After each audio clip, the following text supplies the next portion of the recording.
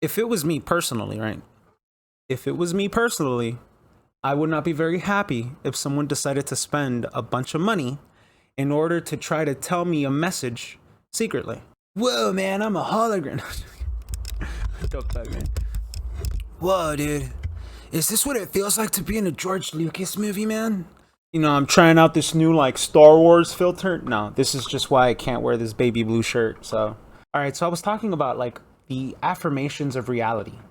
But the affirmations of reality that come from mainstream media, they come from, you know what I mean, like the music industry, they come from the newspaper industry, right? Like, there is a level of affirmation that comes from these institutions, these businesses, these corporations, because by and large, they either want us to buy their product or they want us to believe the ideas that they're promoting. It is what it is. My name is Ramirez. This is frogbear.zil, the show. I don't know if I'm gonna call it that, but yeah.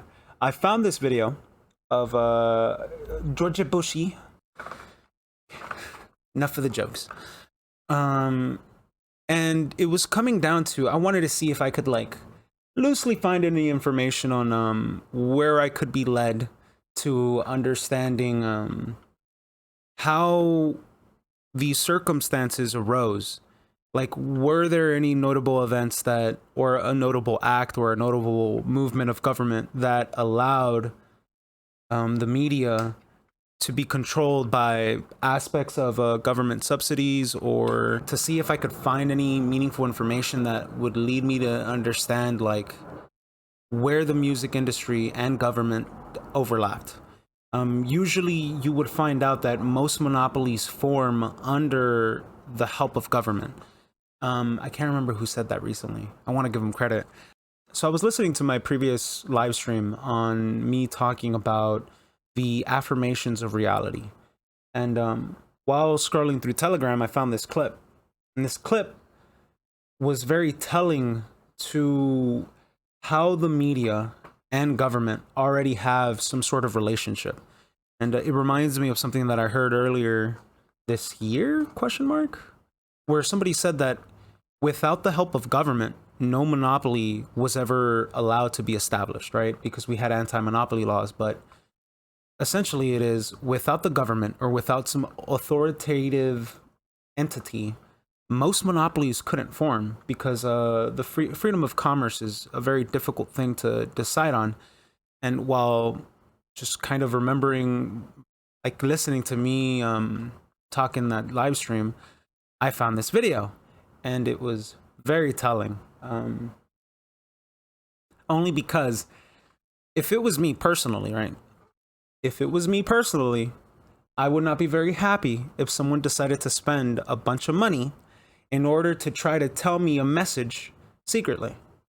I would not enjoy that. I'd prefer probably speaking to that person on Monday, or, you know, something like that. But who knows? Either way, let's play the clip. You told us you had ordered your administration to cease and desist on payments to journalists to promote your agenda. You cited the need for ethical concerns and the need for a bright line between the press and the government. Your administration continues to make the use of video news releases, which are prepackaged news stories sent to television stations, fully aware that some or many of these stations will air them without any disclaimer that they are produced by the government. Comptroller General of the United States this week said that raises ethical questions. Does it raise ethical questions about the use of government money to produce stories about the government that wind up being aired with no disclosure that they were produced by the government? So here we have a clear example of how the government itself is creating its own narrative in order to affirm a certain aspect of reality, but not on a small scale. They're doing it on an international scale. They're doing it on such a scale. And right, this is just him asking about the war in the Middle East and in America. This has very, right, because I think it was Ghislaine Maxwell's father who initially bought out all the original tabloids and all the original newspaper companies in England. And under one rulership, one could assume what would occur. So there are these variety of instances that we've seen the same. This is like a play, like a playbook sort of thing. Like, all right, you go there, we maintain ourselves here, we check here, right? You're basically drawing up a plan. You're basically drawing up a plan in order to organize with the rest of your agencies in order to promote a singular message, right? just reflecting back on myself. This probably should not be in the video. Haha, this should be more veiled. Ah! Okay. No, I did not whiten my teeth. What the fuck? Just the white balance of the room. I don't even know what I'm saying. I think I should mention that. Keep in mind that those eyes are edited. They do not actually look like that. Those are edited, but whatever. I should probably show the original clip, but I'm pretty sure you can find it.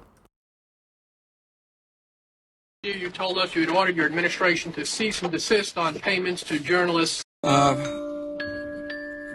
There's a Justice Department opinion that says these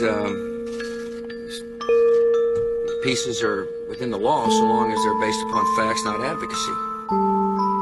And I expect our agencies to adhere to that ruling, to that Justice Department opinion. This has been a long-standing practice of the federal government. And it was at that moment that I thought it's a long-standing practice of the federal government. And I thought to myself, who could have been a president, or what body or what time period would have allowed for an overreach on radio stations, television stations, and then allowing the establishment of a government committee over the delegations of how the television or how the media overall should be, I don't know, enjoyed. I don't know why I got the answer internally. It was just like, oh, Lyndon B. Johnson. And at first I was like, why did I just give myself the answer that quickly? But when you think about it, right, he was the one that took over right after the JFK assassination. If there was anybody that had an incentive in order to set up some boundaries for media, the news, and radio stations, it was the assassination. It was JFK largely meeting his demise. Because at the time, so many people were questioning the narrative that, you know what I'm saying? Like, if you got something to hide, well, you got to act, and you got to make sure that you do it in a timely fashion. Hence why I tend to believe that, to some degree, I have the article right here. I should pull it up. Right, the Johnson treatment, pushing and persuading like Lyndon B. Johnson. It's the wrong article. A look back at a pivotal moment for public broadcasting. Essentially, it was the Public Broadcasting Act, or what was it called?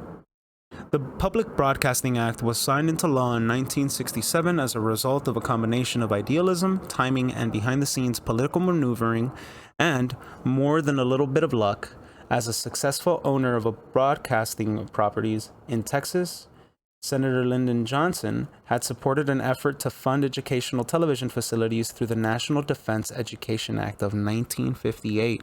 Either way, after the assassination of John F. K., I was just like, okay, this got a little too quick for me. I just wanted to see where I could, like, you know, point to and be like, oh, it happened here.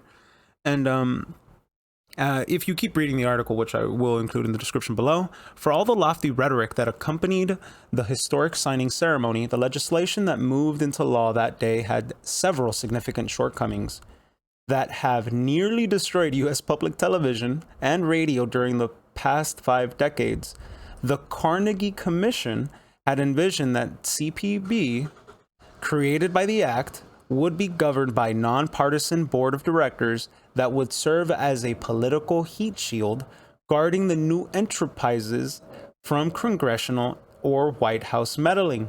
Instead, the act mandated a 15-member board of presidential appointees that essentially guaranteed that partisan politics would become inevitable, with the winds of influencing changing directions with each shift of administration.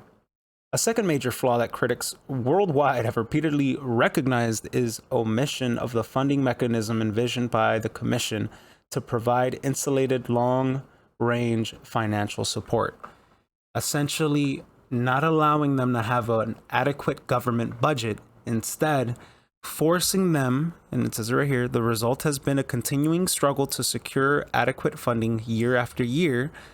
Oh wait, I just read the wrong one. Basically, forcing them to look for funding with corporations, advertisements. Again, now you're at the behest of who can fund you. And, you know, if they don't like your ideas, if they don't like your rhetoric, if they don't like what you're saying, you could see how this all ends. Either way, it's not like I was looking for this. It's not like I wanted to be like, ooh, look at what I found. It's just like, this was just me lightly looking into it and me just clearly pointing out that if Georgie Bush was saying that to some degree that the news by and large is not just manufactured but lined up, right? Like I don't know how people know, I don't know what people know about scheduling, time slots, how any TV show is programmed, or what a producer schedule looks like. A lot of this has to be done days in advance, and a lot of it, and the reason for that is because there's a lot that goes into the production cycle of one show, right? Right, I have one camera and one microphone. If I don't have this microphone, all my audio sounds like garbage. It's just the way it is, right? So imagine like what it would take for Congress, the House of Representatives, or any of these other government agencies in order for them to do a press release. Just imagine how much time and effort has to go into setting up the audio equipment, to setting up the lights, to setting up the room. There's a lot that goes into it, which is kind of why my shirt, I look like I'm fading in the background, because I didn't want to do all that. So, you know, I may talk about the affirmations of reality, and I think I might have said it, I can't remember what sounded like a negative connotation, but I'm not really saying anything's negative. I'm just merely talking about the idea, expanding on the idea, and broadening a topic, or at least for me, in my head. And finding this video was very interesting. It was just a very interesting coincidence. And then somehow me internally knowing that it was Lyndon B. Johnson. And it just makes sense because I do remember hearing the amount of backlash that the JFK assassination had, how many people were questioning it, and certain retaliation that was had against certain broadcasters, or at least talking heads that kept talking about the issue at hand. You know what I mean? And if any time you've ever seen government get involved into something and immediately turn to shit, well, now you kind of know why. Now, and it even makes much more sense to understand how it's just degraded, right? Television, I don't know what people think about television, but I've heard a lot of interesting things said that from the 80s and on, it was good. From the 90s, it was good. And, you know, people have their rose-tinted glasses to whatever era of television that they were watching, but it all goes to show that to some degree, not just the news, but who knows how much of television was orchestrated, and right, and it was all done to affirm a specific kind of reality for this time period. And when George Bush was in office, that largely had to do with the war in the Middle East. Very interesting to actually think about all this. But so careful where you spend your money, because you could upset the wrong person. Everything is going to be fine. Everything is going to be okay. So as usual, relax, and hopefully everyone enjoys the rest of their week and doesn't find themselves needlessly thinking over dumb stuff. Yay. This is your favorite internet bully, Ramirez, and hopefully I see you guys next time.